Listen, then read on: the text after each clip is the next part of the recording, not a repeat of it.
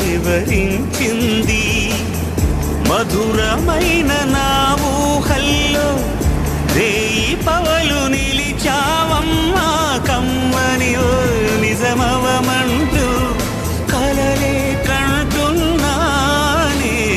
నా హృదయంలో నిదురించే చెలి, నీ హృదయంలో చోటిస్తావని పల్లవిగా నన్ను అల్లుకొని పాటే నీవైనావే. నా హృదయంలో నిదురించే